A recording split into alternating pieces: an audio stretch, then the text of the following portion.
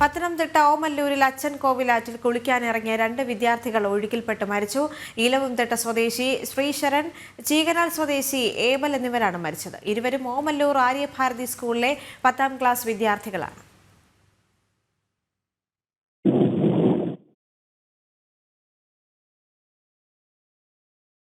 മിഥുൻ മുരളി ചേരുന്നുണ്ട്. മിഥുൻ, ഇവർ കുളിക്കാൻ ഇറങ്ങിയപ്പോൾ ഉണ്ടായ അപകടമാണെന്നാണ് അറിയാൻ സാധിക്കുന്നത്. മറ്റെന്തെങ്കിലും വിവരങ്ങൾ ലഭിക്കുന്നുണ്ടോ?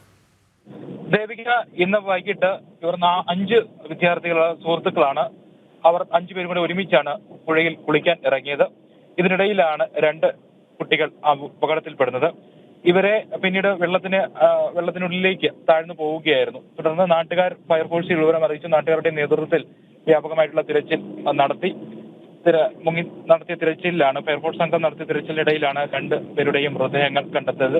ഈലവുംതിട്ട സ്വദേശി ശ്രീശരൺ, ചിക്കനാൽ സ്വദേശി ഏവൽ എന്നിവരാണ് മരിച്ചത്. 2 പേരും ഓമല്ലൂർ ആര്യഭാരതി സ്കൂളിലെ 10ാം ക്ലാസ് വിദ്യാർത്ഥികളാണ്. വൈകിട്ടോടു കൂടിയാണ് 5 സംഘം ഇവിടേക്ക് എത്തുന്നതും പിന്നീട് ഇവരിൽ 4 പേർ പുഴയിലേക്ക് ഇറങ്ങുകയും ചെയ്യുകയും 2 പേർ അപകടത്തിൽപ്പെടുകയും ചെയ്തത്.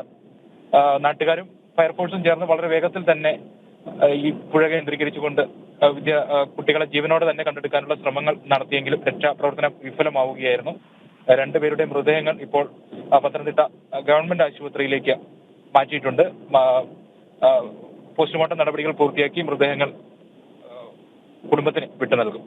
ശരി, ദുഃഖകരമായ ഒരു വാർത്ത തന്നെയാണ് ഈ മണിക്കൂറിൽ പത്തനംതിട്ടയിൽ നിന്ന് വന്നുകൊണ്ടിരിക്കുന്നത്. ഓമല്ലൂരിൽ അച്ഛൻ കോവിലാറ്റിൽ കുളിക്കാൻ ഇറങ്ങിയ 2 വിദ്യാർത്ഥികൾ ഒഴുക്കിൽപ്പെട്ട് മരിച്ചു. ഇലവുംതിട്ട സ്വദേശി ശ്രീശരൺ, ചീകനാൽ സ്വദേശി ഏബൽ എന്നിവരാണ് മരിച്ചത്. ഇരുവരും ഓമല്ലൂർ ആര്യഭാരതി സ്കൂളിലെ 10ാം ക്ലാസ് വിദ്യാർത്ഥികളാണ്. മിഥുൻ മുരളിയാണ് വിശദ വിവരങ്ങൾ നൽകിയത്.